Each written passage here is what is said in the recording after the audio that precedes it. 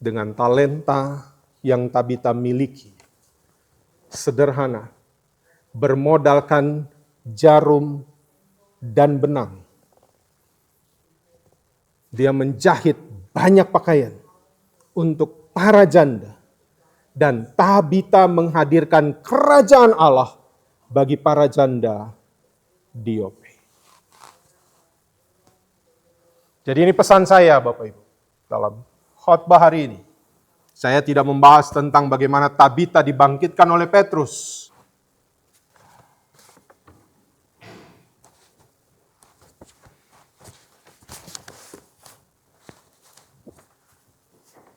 Jemaat yang dikasihi Tuhan, pembacaan Alkitab kita dalam ibadah Minggu sore ini terdapat dalam Kitab Perjanjian Baru, Kisah Para Rasul 9, ayat 36 hingga ayatnya yang ke-43, yang mengatakan sebagai berikut. Di Yope ada seorang murid perempuan bernama Tabita, dalam bahasa Yunani Dorcas. Perempuan itu banyak sekali berbuat baik dan memberi sedekah. Tetapi pada waktu itu ia sakit lalu meninggal. Dan setelah dimandikan, mayatnya dibaringkan di ruang atas. Lida dekat dengan Yope. Ketika murid-murid mendengar bahwa Petrus ada di Lida, mereka menyuruh 2 orang kepadanya dengan permintaan, "Segeralah datang ke tempat kami." Maka berkemaslah Petrus dan berangkat bersama-sama dengan mereka. Setelah sampai di sana, ia dibawa ke ruang atas dan semua janda datang berdiri dekatnya. Dan sambil menangis, mereka menunjukkan kepadanya semua baju dan pakaian yang dibuat Dorcas waktu ia masih hidup. Tetapi Petrus menyuruh mereka semua keluar, lalu ia berlutut dan berdoa. Kemudian ia berpaling ke mayat itu dan berkata, "Tabita, bangkitlah." Lalu Tabita membuka matanya, dan ketika melihat Petrus, ia bangun lalu duduk. Petrus memegang tangannya dan membantu dia berdiri. Kemudian ia memanggil orang-orang kudus beserta janda-janda, lalu menunjukkan kepada mereka bahwa perempuan itu hidup. Peristiwa itu tersiar di seluruh Yope, dan banyak orang menjadi percaya kepada Tuhan.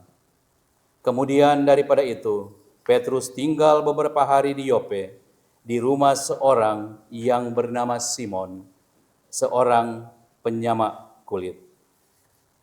Demikianlah pembacaan Alkitab. Berbahagialah orang-orang yang memegang peringatan-peringatannya, yang mencari Dia dengan segenap hati, yang juga tidak melakukan kejahatan, tetapi yang berjalan menurut jalan-jalan yang ditunjukkannya. Haleluya.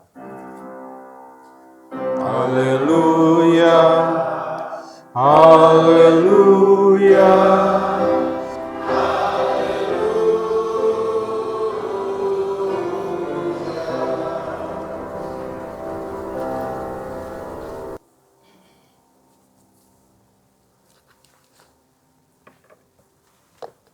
Bapak, Ibu, dan saudara-saudara yang dikasihi Tuhan, Shalom. Perkenankan di awal khotbah ini saya menyampaikan Happy Mother's Day untuk semua ibu yang hadir pada saat ini. Karena peran ibu itu sangat besar di dalam kehidupan keluarga, terkhusus bagi anak-anak. Nah, Bapak Ibu yang dikasihi Tuhan, hidup yang kita jalani, yang Tuhan mau bagi kita, itu kita hidup dari dalam keluar. We live from inside out. Karena apa yang terjadi di dalam diri kita, apa yang terjadi di dalam hati kita, dan juga apa yang ada di dalam cara berpikir kita, itu akan termanifestasi melalui perbuatan. Jadi jika spirit kita atau sikap hati kita itu miskin, kalau pikiran kita itu sempit, maka akan sulit bagi kita untuk hidup menjadi orang yang berkemurahan hati. Maka yang harus diubah dalam hidup kita itu adalah cara kita berpikir, dan kita harus merubah sikap hati kita. Nah, Bapak Ibu, untuk menjadi orang yang berkemurahan hati itu tidak terbentuk dalam waktu singkat. Itu perlu proses yang panjang, karena pada dasarnya, Bapak Ibu dengar baik ini, pada dasarnya, dalam menjalani kehidupan manusia selalu berpikir tentang apa yang bisa saya dapat, bukan tentang apa yang bisa saya beri. Saya ambil contoh. Saya melihat kehidupan anak saya Joshua. Bahwa ketika dia masih kecil, karena dia masih sendiri, bahkan sampai sekarang masih sendiri. Gitu ya. Jadi waktu kecil apapun mainan diberikan, ya apa yang dia mau selalu diberikan. Lalu kemudian ketika dia mulai bergaul dengan teman-temannya, begitu teman-temannya datang ke rumahnya, hal pertama yang dia lakukan, semua mainannya dia keluarin. Dan dia mau bilang kepada semua orang, kepada teman-temannya, ini semua punya saya. Dia mau kasih tahu dulu itu. Nanti kalau dia main, baru dia mungkin mulai kasih. Kalau dia lihat yang lain gak ada mainan. Jadi dia mau kasih tunjuk, dia hidup itu dari kecil kita, itu selalu menerima tentang sesuatu apa yang bisa kita dapat, apa yang bisa kita dapat, apa yang kita bisa dapat. Dan itu natur manusia. Jadi bukan tentang apa yang bisa kita beri. Lalu sekarang ketika dia harus belajar tentang kita hidup tidak sendiri, maka ada sesuatu yang harus kita beri, dia harus belajar dari orang tuanya paling tidak.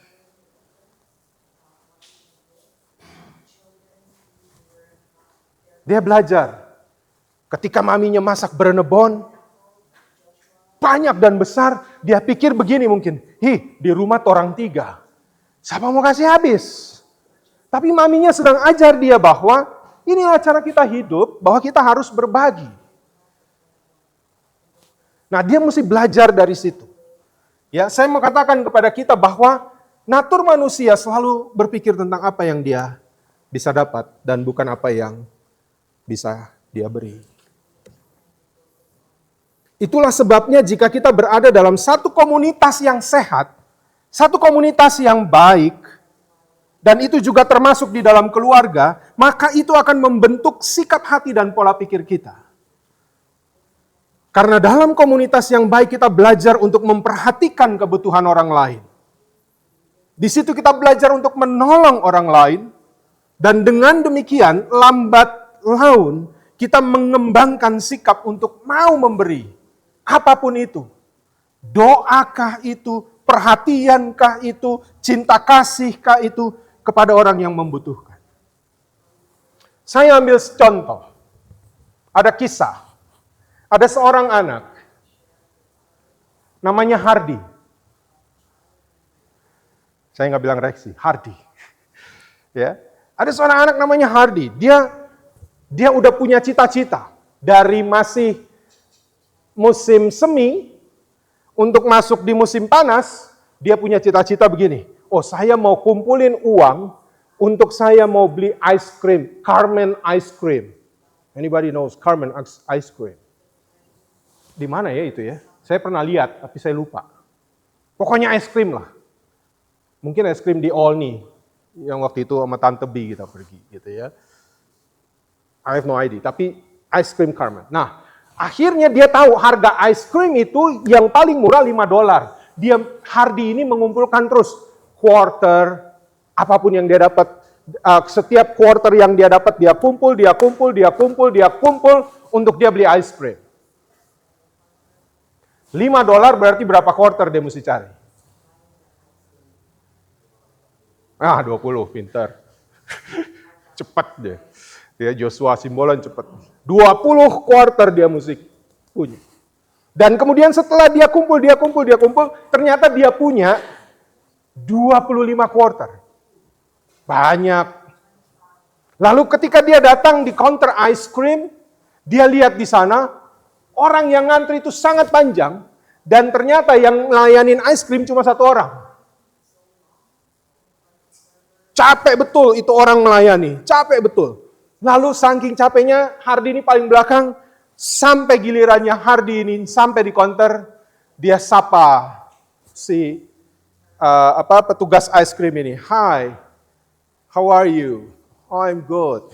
Okay, what do you want to have? Hardy lihat. Dia lihat di sana, dia bilang begini. 1 scoop berapa? $5. Okay. Dia hitung-hitung dulu.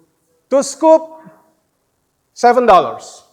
25 cukup nggak buat $7? Cukup. Cukup nggak? Nggak cukup ya? Oh iya nggak cukup. Jadi kalau 25 itu berapa?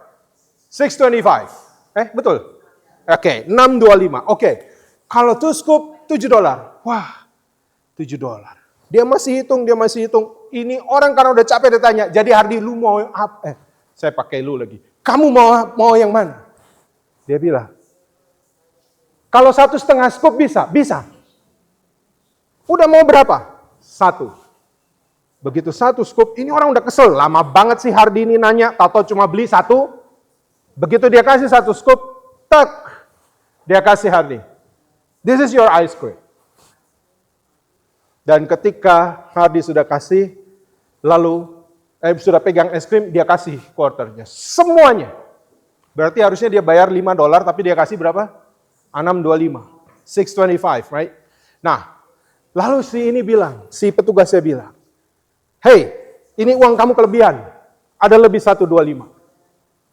Ya, lalu kenapa kamu nggak bilang 1,5 scoop? Masih bisa tadi. No, saya hitung ini karena saya mau kasih kamu 125 for your tip. Oh, Hardy ini baik hati. Tapi saudara tahu, Hardy kasih itu nggak terbentuk dalam 1 hari bahwa dia orang yang generous.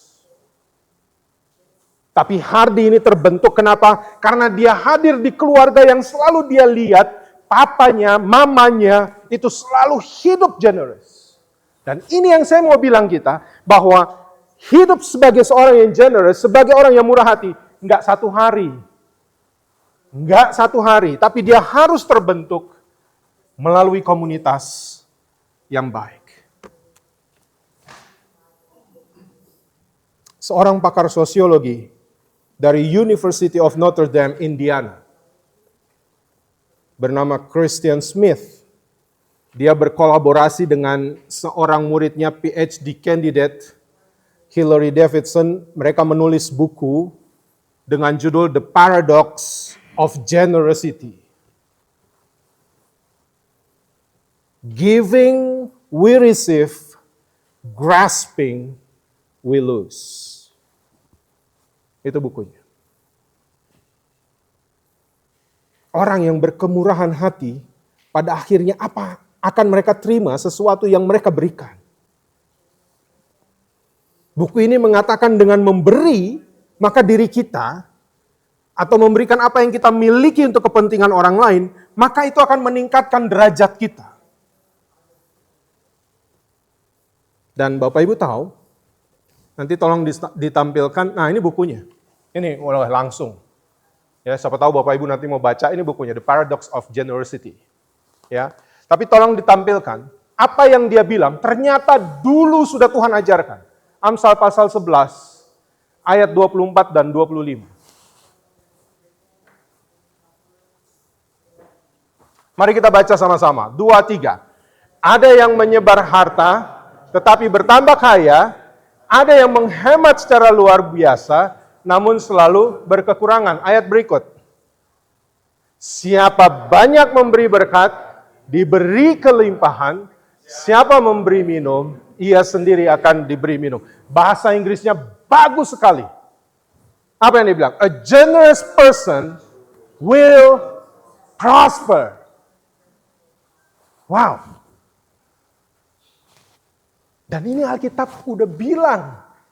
Dan akhirnya ini ditulis, yang menulis ini pakar sosiologi. Dan saya mau bilang bagi kita, generosity bukan selalu soal uang, tetapi kita bisa membagi hikmat, kita bisa membagi waktu, kita bisa membagi perhatian, kita bisa membagi kasih sayang, kita bisa memberi pengampunan.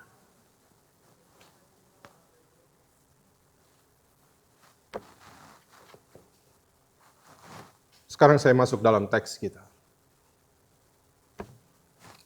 Tolong ditampilkan Kisah Rasul 9.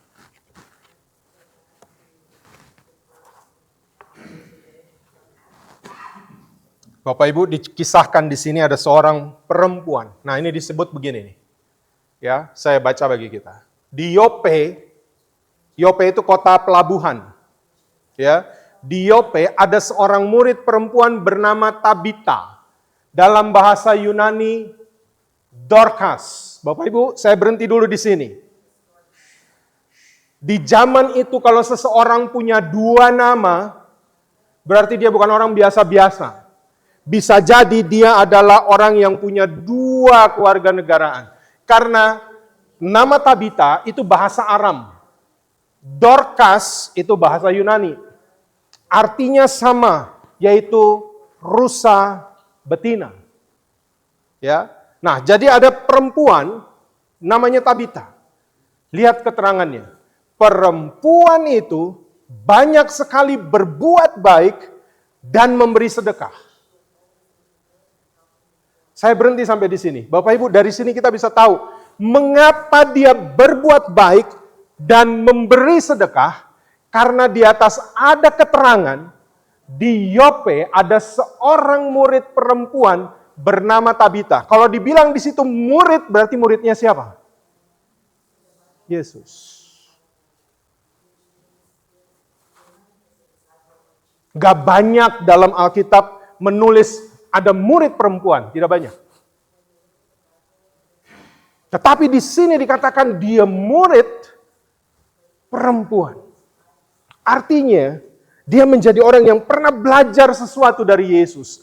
Dan akibat dia berada dalam satu komunitas yang baik, dia belajar dari Yesus, perempuan itu jadi banyak sekali berbuat baik dan memberi sedekah. Dan Bapak Ibu tahu dari kisah tadi, kepada siapa dia banyak berbuat baik? Janda. Kan harusnya ada tanda tanya besar buat kita. Kenapa di Yope banyak janda?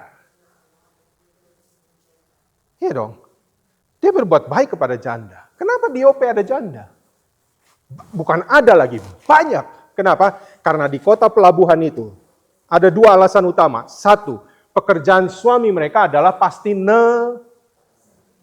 dan ketika mereka pergi, ada kalanya mereka pergi dan tidak kembali.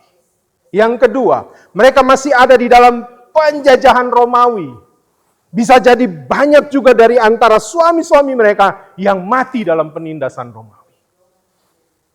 Jadi banyak sekali janda. Dan janda adalah kaum yang sangat lemah. Mereka tidak punya pembela. Mereka tidak punya orang yang akan mendukung mereka. Sehingga hidupnya ada dalam keprihatinan. Bapak Ibu, Tabita belajar dari gurunya, yaitu Yesus. Apa yang dia terima dari Yesus, itu yang harus dia teruskan. Maka Bapak Ibu, saya mau bilang ini lagi, saya sudah pernah sampaikan ini dalam khotbah saya beberapa waktu lalu. Bahwa dalam hidup ini, kalau kita membangun relasi kita dengan Tuhan, yang pertama kita harus belajar apa? Menerima. Saudara terima kasih Tuhan, supaya ketika saudara sudah terima kasih Tuhan ada dalam hidup saudara, dan ketika saudara hidup dalam bersama, saudara akan memberi apa yang saudara terima dari Tuhan. Saudara ngerti ya? Itu harus. Dan ini yang terjadi pada Tabita. Dan Bapak Ibu tahu, dengan talenta yang Tabita miliki, sederhana, bermodalkan jarum dan benang, dia menjahit banyak pakaian untuk para janda, dan Tabita menghadirkan kerajaan Allah bagi para janda di Yope. Jadi ini pesan saya Bapak Ibu dalam khotbah hari ini. Saya tidak membahas tentang bagaimana Tabita dibangkitkan oleh Petrus. Bukan itu intinya. Tetapi bagaimana Tabita bisa menjadi orang yang sangat baik. Dan dia mau menghadirkan kerajaan Allah melalui apa yang ada di tangannya. Sama dengan doa Bapa kami. Dia melakukan apa yang dia doakan dalam doa. Ya, Bapa kami yang di sorga, dikuduskanlah namamu, datanglah kerajaan Allah harus hadir melalui kehidupan saudara. Memang itu dari Tuhan. Tapi banyak orang harus mengenal kerajaan Allah melalui hidup saudara. Dan itu yang dilakukan oleh Tabita. Dia menghadirkan kerajaan Allah hanya melalui talentanya yang sederhana. Begitu juga dalam keluarga. Ini pesan bagi para ibu.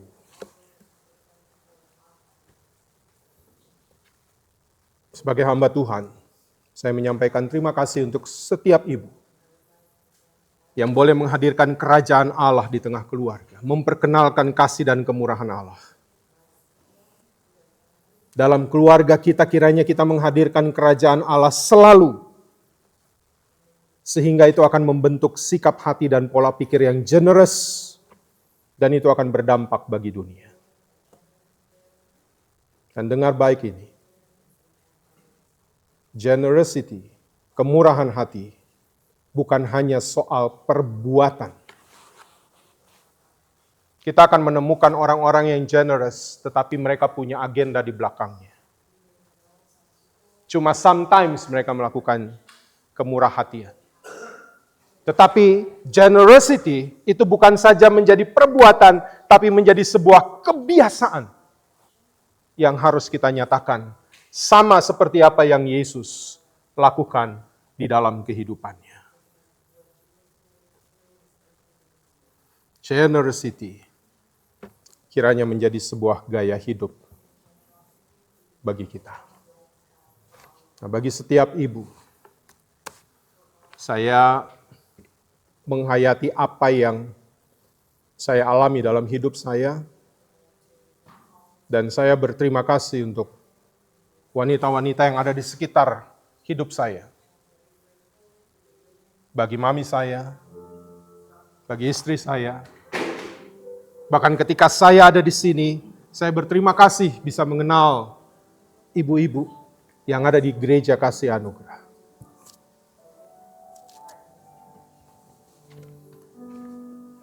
Bapak Ibu, sedikit saja saya cerita, ya, bahwa dalam keluarga itu kerjasama suami istri itu selalu terjadi. Tapi apa yang saya alami begini, saya melihat bagaimana istri saya, dia berjuang di dalam membesarkan Joshua. Joshua, you have to listen to this. Dia berjuang. Setiap hari yang dia lakukan adalah dia minum aspirin. Karena dia sakit kepala, mengapa?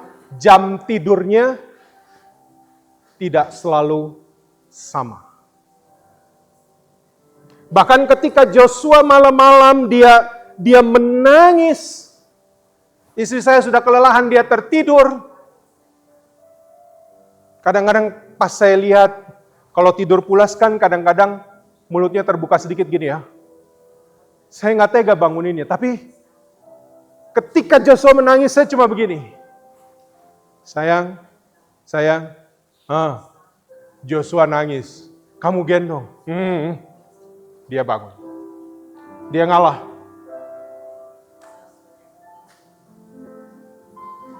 Dia gendong Yosua. Walaupun dengan tubuhnya yang kecil, walaupun dia sedikit ngigo-ngigo, saya lihat, puji Tuhan, saya tidur lagi. That's all what I do. That's all that I do. Dan istri saya melakukan itu hampir setiap malam, setiap pagi, habis makan dia selalu minum obat sakit kepala. Selalu. Itu hal-hal yang kadang anak tidak tahu apa yang ibu lakukan. Itu hal-hal yang terkadang anak belajar kemurahan hati bahkan dari hal-hal yang seperti itu. Belum lagi hal ini. Ya, saya mau ajak kita nyanyi bersama sebelum saya menutup khotbah ini. Yuk, tolong Joshua ya. Belum lagi begini.